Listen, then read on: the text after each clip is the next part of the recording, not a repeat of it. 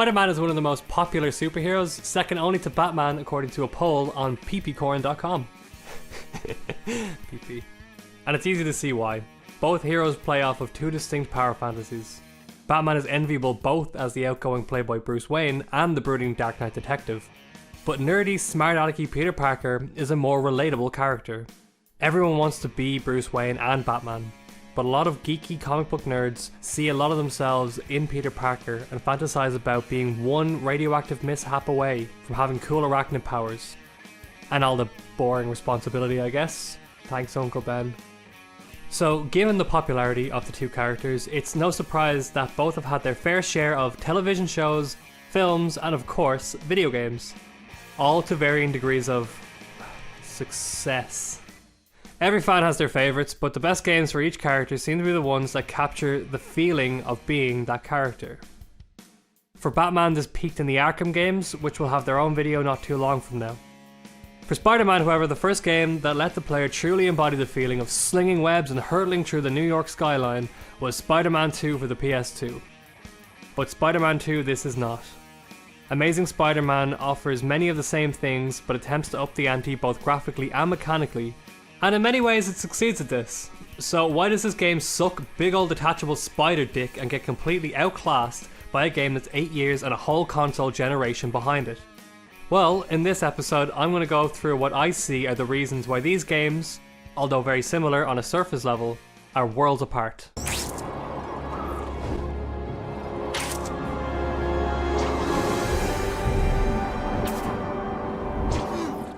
So, what makes Spidey unique, and what would a game have to allow the player to do to put them in the spandex Spidey suit?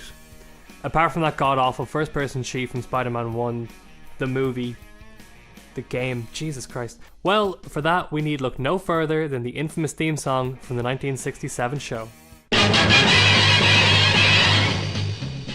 Okay, yeah, let's see what he does. Okay, he does whatever a spider can. He spins a web. Okay, alright, of any size seems a little bit unrealistic. Okay, he catches thieves. Okay, cool, got that, yeah. And like flies because he's a spider, I get it. He swings from a web and he ignores fame for action. Okay, cool. I think we've done enough qualitative research to outline the defining characteristics of the webhead here. So we have web slinging, biting bad guys, and I'm going to add an addendum of doing it acrobatically in the style of Les Hommes Arinés. And he ignores fame. I'm going to rename that as he stays humble and relatable as a character. Okay, so we have a framework of what makes Spidey unique, and both games seem to have plenty of each. So why does this game not live up to the PS2 era masterpiece? I want you to keep one word in your mind as we go through this list. Superficiality.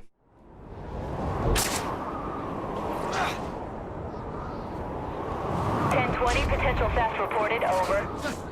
When Spider-Man 2 came out for the PS2, the scale of the map at the time was unprecedented. Sure, there were other games like GTA 3 which had the game beat in terms of just sheer square footage, but the verticality of Spider-Man's powers gave the game this sense of enormity.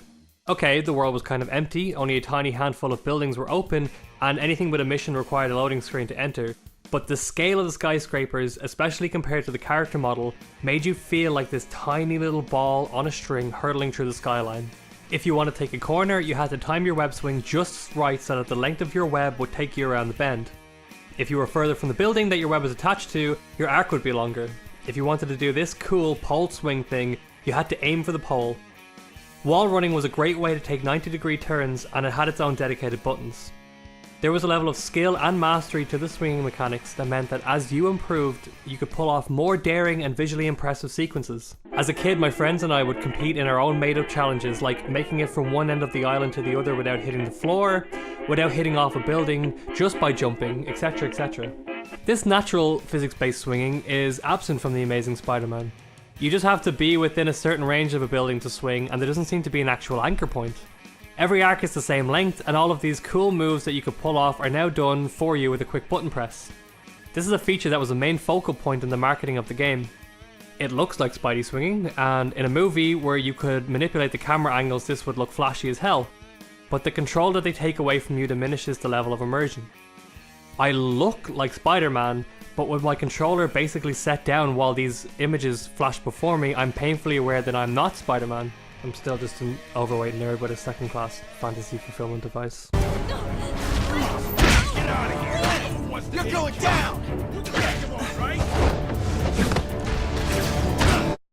this stripping back of player control also carries over into the combat system. The upgrades in Spider-Man 2 all added something, another wrinkle just like the movement. In fact, one of my complaints about the game is that there's so many upgrades, they start to become ridiculously hard to pull off. The PS2 controller has a finite number of button combinations that you can press at the same time, but I do appreciate that I have the option to do it. This game is pre-Arkham Asylum. Hell, this is pre-Assassin's Creed, and that attack parry gameplay loop hadn't been popularized or perfected yet. The controls were a little bit floaty, with a cross between the Arkham mechanics of sticking to enemies and a free-form fighting system. But again, the main aspect is that you have control of what's happening. Compare these two moves. In the first clip, the player has to attach the web with one button and then spin the stick for as long as possible to spin the enemies around them. In the second clip, a simple push of the finisher button and away we go. You get some iframes and it looks great, and if I was directly causing all of this to happen, I would be pretty hyped. But I'm not. Most fights in Amazing Spider-Man can be finished in a few seconds by just grabbing the nearest interactable object and incapacitating all of them. Boom. New word. I'm coming for you, Shakespeare. And don't get me wrong, this makes sense. Like, if I was fucking beamed with a drinks machine or a massive bin, I'd probably just stay the fuck down until the sociopath in the red and blue gimp suit left. But as a fun and rewarding combat system, it fails on just about every level. It's all style and no substance. Also, just as an aside here, can we just talk about generic superhero thugs? Like, why is it that in every movie or game, the hero shows up and they're like, yeah, you know what, we can take this guy. Like, you know, it kind of makes sense in Batman because he is just a guy. And he has this whole mythos about being this mythical creature, but once he arrives and you see him in the armor, I can see a bunch of dudes, like 20 guys, just being like, fuck it, we'll take him. But, like, Spider-Man is regularly shown on the news to lift cars over his head, dodge bullets, and stop moving trains. Like, where do these guys get their courage from? This would be like if right after scaring away the thugs in Crocodile Dundee, a paraplegic child with a pair of broken chopsticks stepped up to the challenge. The boss fights in both games are handled quite similarly and are broken up into two types. There's the human-sized enemies that you have to like dodge and wait for an opening to hit a few times and repeat. And the big guys that you swing around firing webs at weak points until eventually a quick time event opens up for you. But in Spider-Man 2, I feel like I'm the one fighting them rather than just having semi-control over my admittedly rather impressive looking avatar.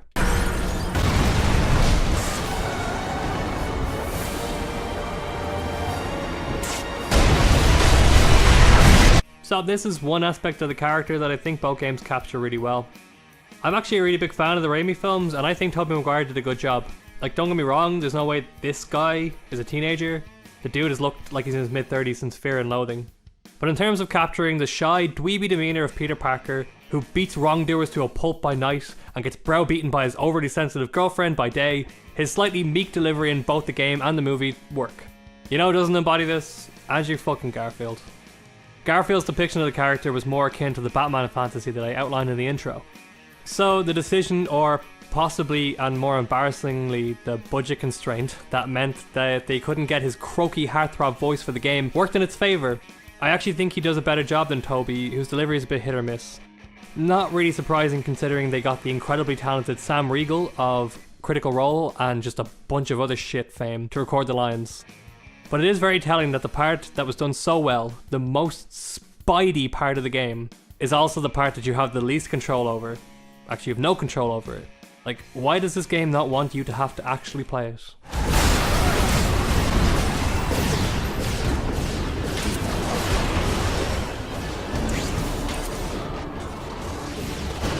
Both of these games are movie tie-ins, and they both encountered similar problems in development. Namely that the mechanics of a free-roaming Spidey game take up a lot of the development time. But the mechanics aren't the only thing. You need content that shows off these mechanics through its missions and set pieces. According to an interview in US Gamer, a considerable amount of the content for Spider-Man 2 was cut, simply due to time constraints. This isn't really anything new for movie tie-ins, and there is a good chunk to play through here. There's the main missions, which loosely follow the story of the movie, while adding in some subplots that make good use of beloved Spider-Man villains like Mysterio and Rhino. There's also speed challenges, tokens to find, and those pizza side missions, not to mention all the little minute crimes that Spidey can help out with around the city. There's also enough main story content to warrant the price of the game, and enough upgrades to buy to keep you going for 15 to 20 hours at least, especially if you get invested in the swinging mechanics. Amazing Spider-Man strips all of this content away and replaces it with filler. I mean, sure, the missions only take 8 to 10 minutes to complete, but how about replaying them over and over again to find all the hidden collectibles? Like audio logs. I thought I made it really clear in the Alien Isolation review that this was an outdated storytelling device. It's like they don't even listen to my critiques. Oh, and there's also those 700 arbitrarily placed comic book pages to find. Wow, this game is like 120 hours long, if you fucking hate yourself. Even the infamous My Balloon side missions are better than the Amazing Spider-Man's random crimes. Jesus Christ, Spidey, I think you killed those guys! Haha, don't thank me, citizen. I do it because I love it. The movie tie-in problem, it seems to affect comic book movie games the most. The comic book movie wasn't even perfected until 2004 when Ang Lee got his hands on the Hulk. This is something that the Arkham games and the newest Spider-Man for the PS4 got just right. Both games came out when their respective heroes were in the public consciousness, but didn't directly tie in with a particular film. These characters sell themselves at this point. They don't need the added marketing benefit of a coinciding film. What they need is proper love, care, and attention. I don't know if you guys know this, but comic book fans tend to be quite particular about how their favourite heroes are represented in the media. I know, shocking. The result is a cynical corporate product rather than a complimentary artistic expression. I wouldn't go as far as to say that the game is a complete cash grab, but it definitely seems to lean on the popularity of the film to boost its sales, rather than try to distinguish itself as a stellar gaming experience in its own right.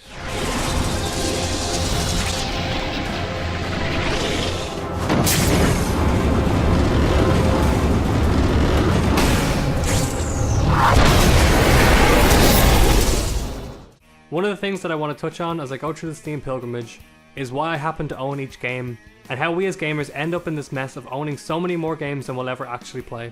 And I remember when I bought The Amazing Spider-Man, it was around midnight, the perfect time to make rational monetary decisions, and I may have had a couple of adult beverages, and I just craved the nostalgia of older Spider-Man games like Spider-Man 2 and Ultimate Spider-Man, which is another favourite of mine from the PS2 era. And when I bought the game, I thought to myself that maybe the quality didn't really matter if it brought back those feelings of empowerment and escapism that the PS2 game gave me as a child. Games, just like comics, have their own way of allowing the consumer to escape reality. Spider-Man 2 wanted to show you what it was like to be the wall crawler. It empowers you as best it could with the limitations of the time, and you felt like you were in direct control of every action. Amazing Spider-Man, quite like the movie, was really only concerned with showing one side. The pretty side. And any attempt to add a deeper element feels contrived. Spider-Man 2 was a great game, hampered by the constraints of a very rigid release window that tried to pack as much stuff into it that the developers feel needed to be there. It was a product of vision, the first of its kind that came straight out of the gate almost perfect, first try.